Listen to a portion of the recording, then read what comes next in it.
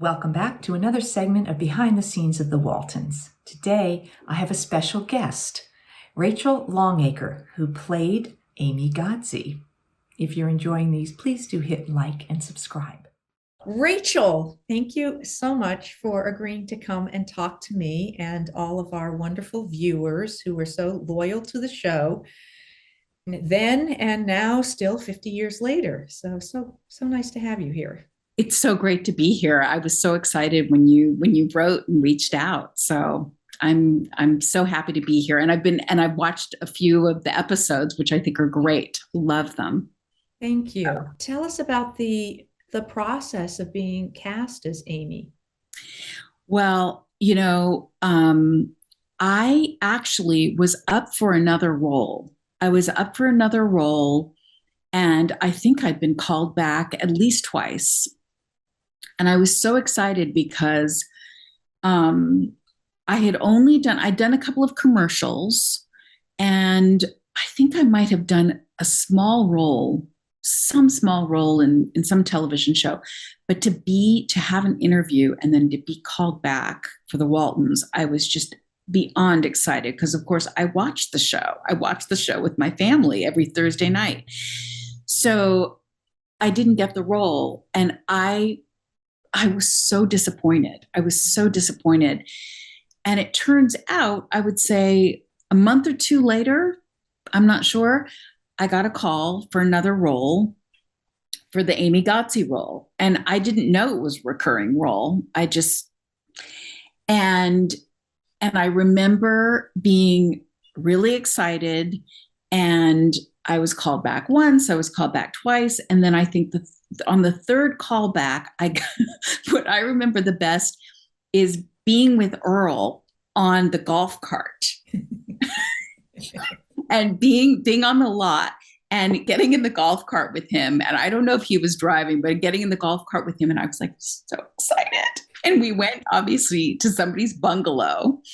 And I read again, and I think I read for Richard because Richard directed that episode. Oh, right. I was just over the moon. I was so excited. And then I got the job. And I remember that once I was on the show, I think that, Claire and Rod and who were our Earl producers and had been writers and then came on in later seasons. Rod was a producer and Claire was our story editor. Right. Yeah. Right. And I think that they, they had explained that they had loved me in the role that I didn't get. But when they saw me in that, they thought, oh my gosh, she would be right for this recurring role that we're writing. Oh, yay. So that was what I remember. And I remember, my first day on the set, again, because I'd watched the show, I just couldn't believe just seeing the house, being by the tree with, the tire and the rope and seeing the house and seeing Will, seeing Will and Ellen. And it was just so exciting. And the two things I remembered also when I was cast were going for wardrobe and also meeting Edie for my hair.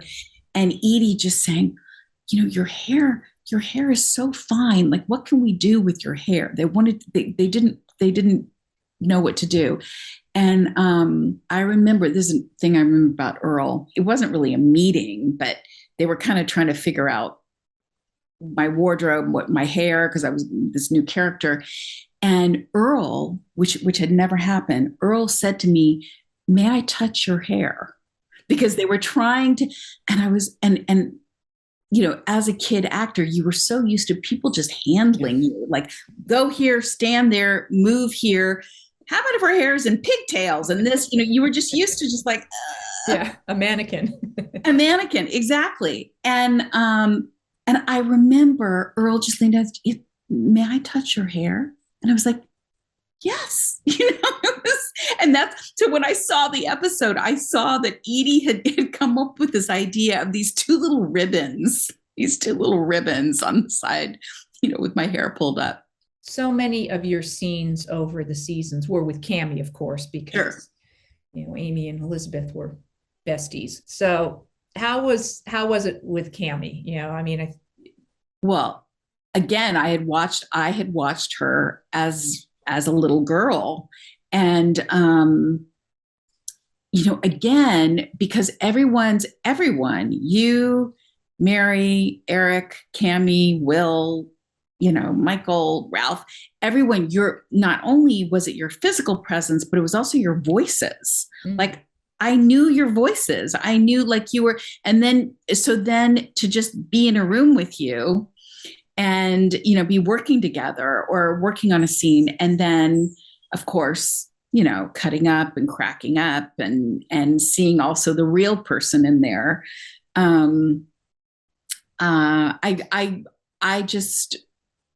would say that I would say my impression of Cammie was she was just, which is how she is. She was just so warm. She was so smart. And she also, she took me under her wing and, showed me the ropes. And I think also when I started, she and I and David, and I think Mary had maybe 1 year of school, but basically she and David and I were the ones who still had to, put in school hours. So that was another bond that we had. We would help each other with our homework. And I would say, what are you doing? Or what is this? Or, and I think we were actually in the same grade, but she was just a pal. And she was just warm, very warm. That's good. I think she loved having you there because most of us were older. And so we didn't always let her come hang out with us. Totally. Yeah. I just remember having lots of fun and everyone was welcoming and warm. I mean, sure, there were some days where someone would have a temper or someone would get upset about something, but the feeling on the set was it was very welcoming. And good. Yeah, that's how I remember it. What stood out for you of the episodes that you did? I think the 2 episodes that I really enjoyed the ones with Cammie and the ordeal. And because I had a really big role, I think, at that episode. Yeah. And I would say too that there was the episode, I don't remember the title, but with Ronnie when she has a drinking problem. Mm-hmm. And it was that was actually a beautiful script too, with, Ralph, her scenes with Ralph and his trying to help her. And I really enjoyed, I loved working with Ronnie. She was such a character. Such a character. She was such a character. Yeah. Yeah. Yeah. Yeah. It's hard to describe Ronnie because she was bigger than life in real life. Yes. And yet not in the way that Corabeth was. No. She was just always entertaining. There was a certain drama to her all the time, but she knew it. Yes, she did. She did. She played it up, but she knew it. And it wasn't like Corabeth, who was trying to be something that she desperately wanted to be, but wasn't. Sure. It wasn't, didn't seem to be out of insecurity in the way that Corabeth's were. But I just thought she was so brilliant in what she did. And God love Joe, who, he had his own brilliant comic sense. And yet the balance between the two of them. And then when they would play those just sweet, real moments, it just melted my heart. Yeah, no, it's true. He was like the straight man with her. And yet he also, was such a character. So, but with her, he was the straight man. But you're right. That is such a good description of her. That's a great description of her because she was self-conscious about how dramatic, and she was just so funny. She was so funny. And I remember too, being on the set, and again, it was like I'd been on for a few seasons, and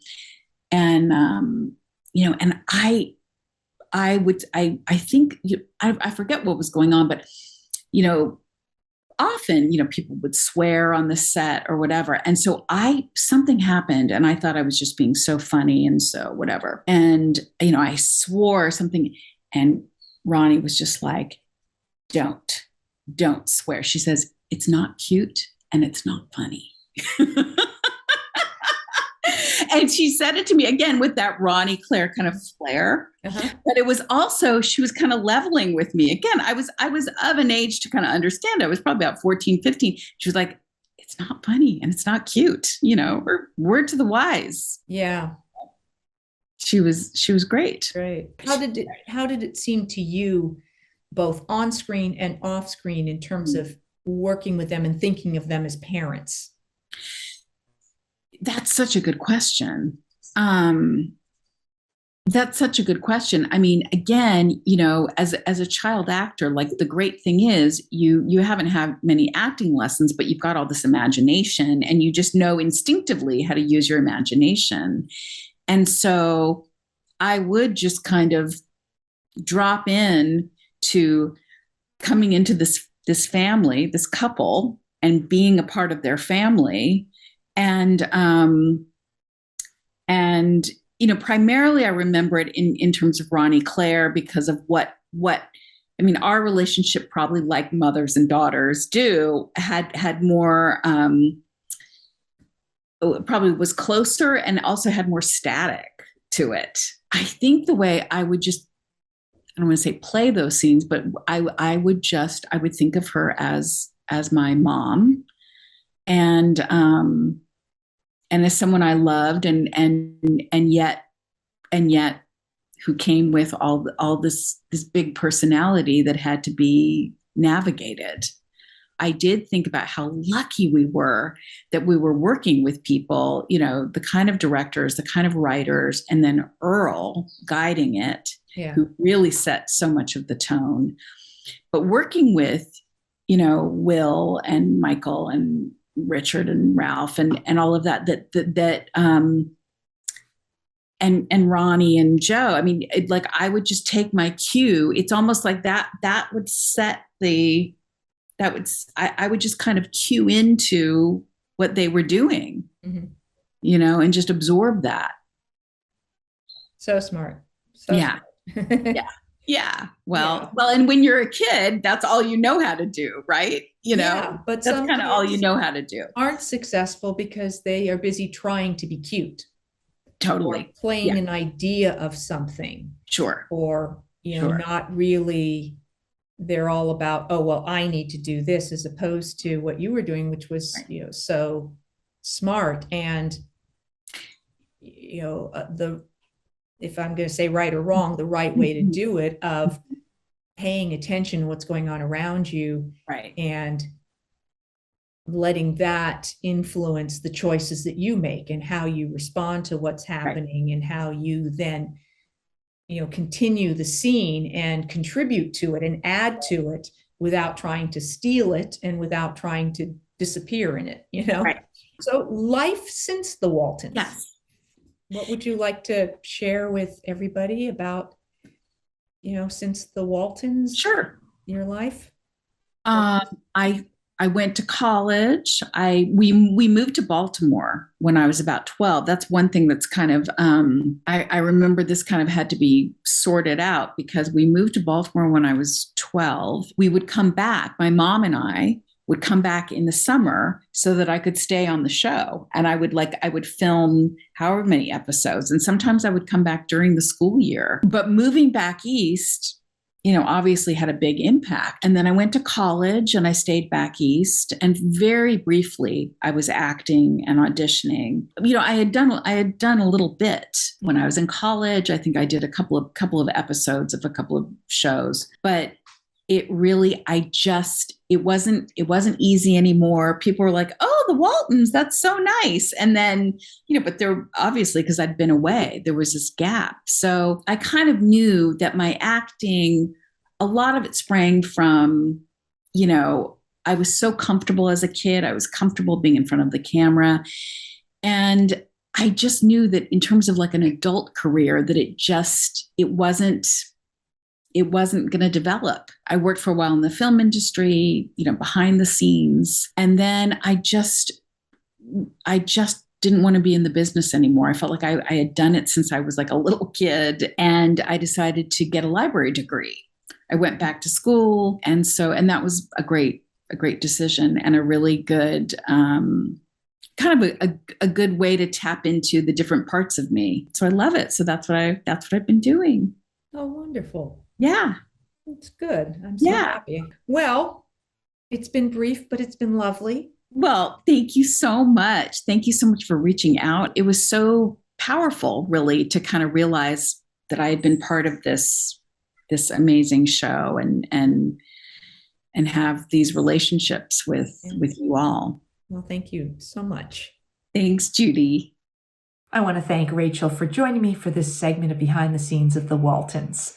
I'll be back with more Behind the Scenes of the Waltons and more Ask Judy. Thanks for watching.